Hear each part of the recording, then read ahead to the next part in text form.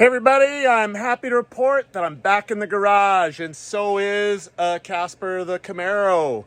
So it's been at the paint and body shop, and then from there it went to the upholstery shop, TCS Upholstery in Starbuck, Manitoba, and they built a rear seat, not the upholstery part, but the foam and all that underneath, and they got all that mounted, and they put in the headliner. So let me spin this camera around and show you what they did. Okay, here's the back seat. All right, yep, looks pretty good. Really happy with that. And there's the headliner. And it's suede or Alcantara or something. Yeah, it looks really good. I think that's awesome. So now I've got to put the glass in, and I got to put the sound deadening on the floor and the carpet, and what else? I got some rubber trim that goes over here. Number of things. I got a number of things to do before the first event, which is May 5th. That's the first event. I'm not sure that I will be taking the Camaro to the first event. Oh yeah, look at this. My carbon mirror. It came off. It broke off. These come disassembled. You have to put them together yourself. And I roughed it up on the inside with emery cloth, and then I epoxied the base plate in, but it wasn't enough. So fortunately, no damage to this.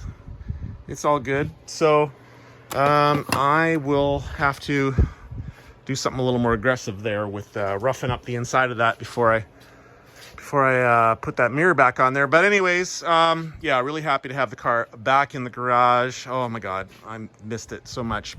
I just don't like it being with somebody else. So here we are. All right, let's get at her. So the first thing that I'm actually going to do on the car today is put the sound insulation in the floor and in the doors. But while that's happening, I'm going to take the carpet kit out, because that'll be the next thing, obviously. You're supposed to take the carpet kit and put it out in the sun, out in your driveway or whatever, to settle all the wrinkles and creases out of it. But I'm in Manitoba, right? It's only April. It's still freezing cold outside, so that's not going to work. So what I'm going to do is, on this side of my garage, you see I have it partitioned off from the other side. I'm going to start up a big old propane heater and lay it out on the floor and let it settle out that way. So I think that's the best that I can do under the circumstances.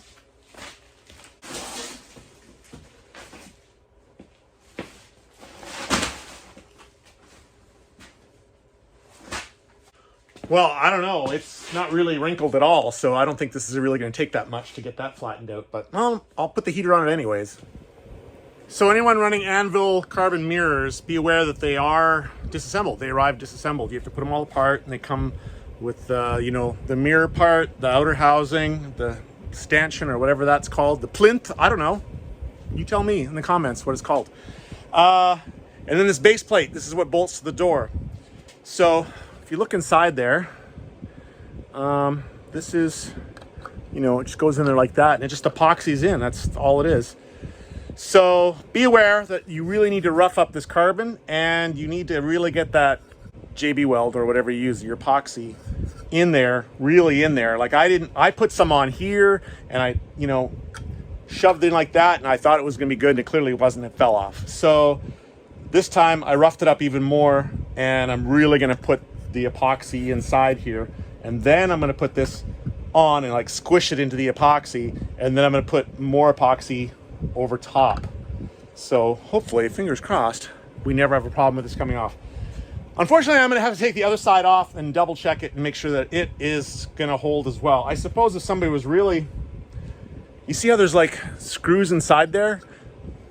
I guess you could take maybe some kind of wire or something, and you could like loop it around there and then loop it around these ones as an extra bit of security. That seems like, I don't know, that seems like that might be a little much. But anyways, let's give it a try, and well, I'm not gonna videotape the process, but you see what I'm doing here. Okay, I've thoroughly epoxied the mirror back together. So on the inside, I put lots inside there before I squished the aluminum piece down.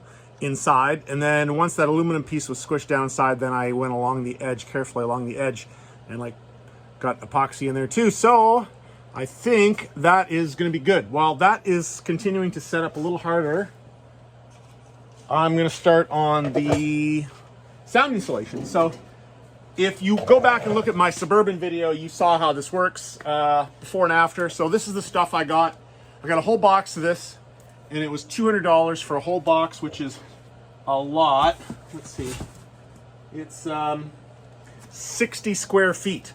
So this is, you see it says PW on there. That stands for Performance World. I don't know if it's a Canadian company, but I ordered it out of Canada, and Performance World, really good quality stuff at a surprisingly good price. And this is part number 753024 from Performance World. So it has the adhesive back, obviously, and it has the aluminum, the thin strip of aluminum over top of that, and many of the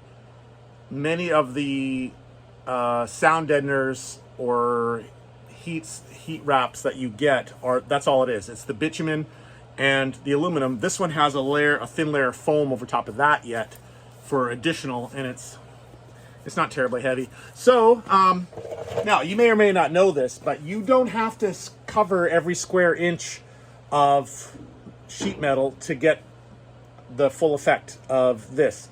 If you were to cover, you know, a large section of the door and then do a sound test and then cover it completely every square inch, there'd be very little difference. There'd be very little difference.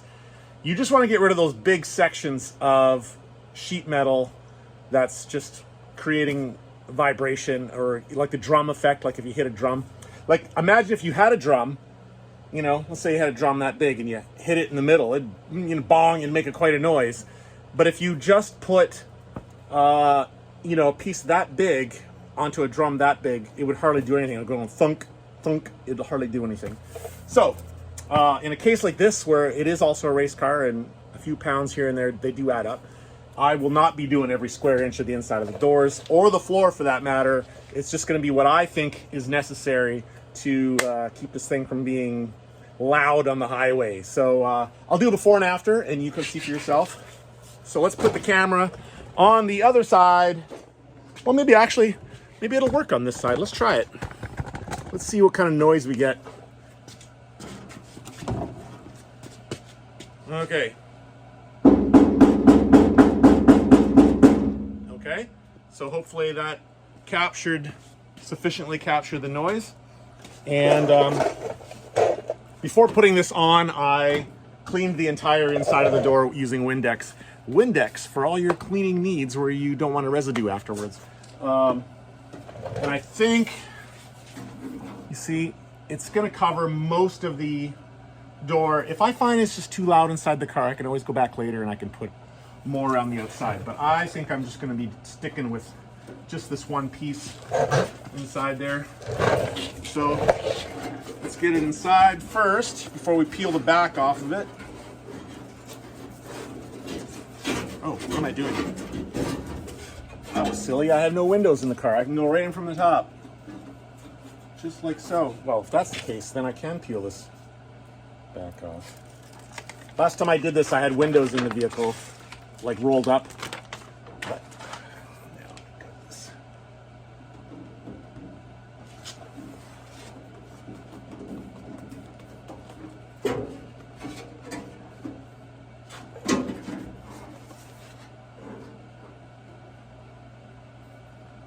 Put it right in the middle.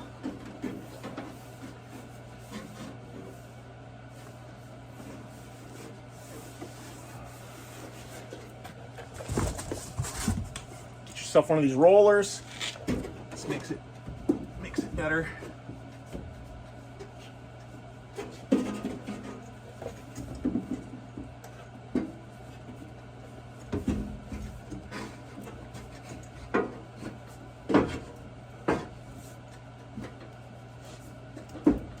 Okay, let's go check that noise. Let's see.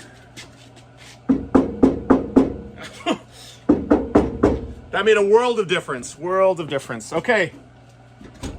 There you saw it in live time. You can see how long that took. That was easily worth it. So Now I'm gonna do the other door and bits of the floor and then carpet. Okay, so there's all the sound and heat insulation. I used up that entire box on this, and then inside the trunk too. Let's see over there. I was thinking maybe I would do just these sections on the trunk lid, but I'll have to get more for that. I also have them inside the doors. So, and I actually put in more than I had showed you earlier on the door. I put in an extra section. You can just see the rest of it was done too. So, yeah, I think I just now need to put in the carpeting. Oh yeah, I forgot to mention that the way I made these holes for the seatbelt bolts is that I took this bolt and I cut the head off of it and I made it sharp, and then I just threaded it into there like so. And then when I put the sound insulation over it, it just poked right through. So I think that worked for the carpeting too, actually. I think if I put that there and when I lay the carpeting over, I'll be able to just push on it hard and it'll make a little pokey poke. And then I can, you know, like they say, you're supposed to take a punch and heat it up and then put it through the carpet to make like cauterize the hole and stuff. I think I can do that too, but this will just mark where I'm supposed to do that. So yeah, just a little tip. Okay, I did some test fitting before rolling the cameras on this, but this is the TMI 7-piece carpet kit, and there's no instructions on the TMI website or on YouTube on how to install this, so I don't really know, you know, what piece is for what, but I'm taking a guess. So I think this piece here, shaped like that, I think this goes all the way up front, and goes here like that. This piece,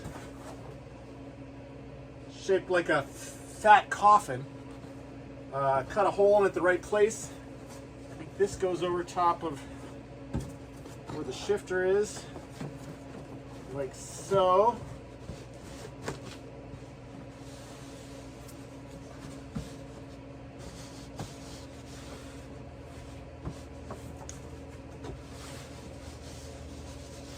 Okay. Yeah, so the center console, the center, I'm gonna put the center console aside for now. Then is this part. It's got that shape to it. And then that goes there.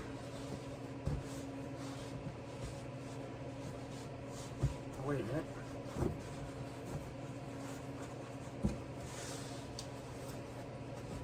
Okay.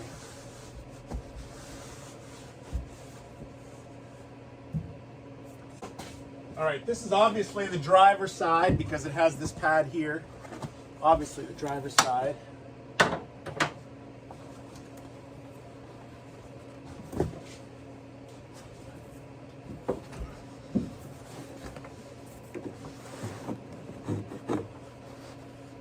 Okay, it's got a little cutout for the high-low beam switch, so that's how you know how far up to put it. Okay. Wow, it overlaps where the seats bolt in. Okay. And passenger side.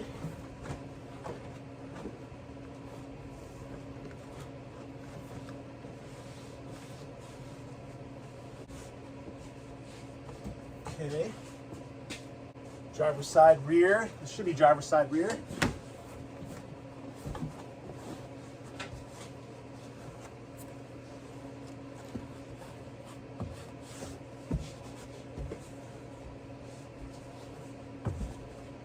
I'll have to trim it around the roll bar here. No big deal. And I think it's going to be held in by the sill panels, which you haven't seen yet, but got some real nice ones.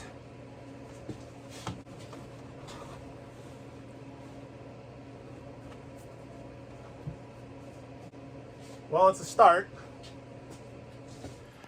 All right, so obviously I got to do some fiddling here to get that all fitted right, but I don't anticipate a lot of trouble with that. You can see it's cut out there for that high-low beam switch. And the center console will hold all that down in the middle. And then you'll have somewhere behind here is the hole for the seat belt. So that will hold it in there. And then here you have the holes for the seats, which will be holding it down there. I'll have to figure out those holes as well. This has to be cut out around the roll bar. But yeah, that was super easy. That was quick. Let me pull out those door sills there and show you what I got. Okay. These are actually the first time they've been opened up. I haven't seen them. You're gonna see it for the first time with me. This is from Anvil. You know, where I got the door handles and the mirrors and all that stuff. So you can imagine what I got. Come on. Certainly wrapped well enough.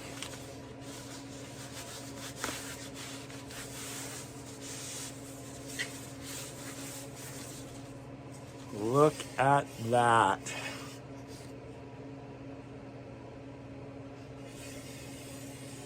Real carbon fiber.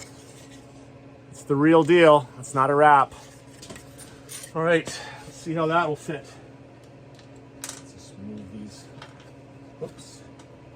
Gotta move my little nuts for the... Okay, so that will hold the carpet down along this edge.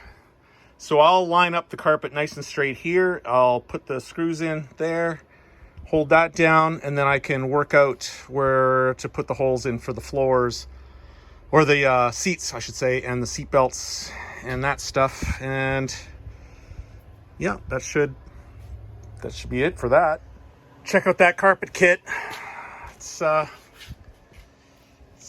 pretty awesome. My seat belts attach. These ones, they're 4-point harnesses. They attach to the mounts underneath the back there, so they're bolted on both sides. The center console, yeah, I know it's got my dusty fingerprints all over it.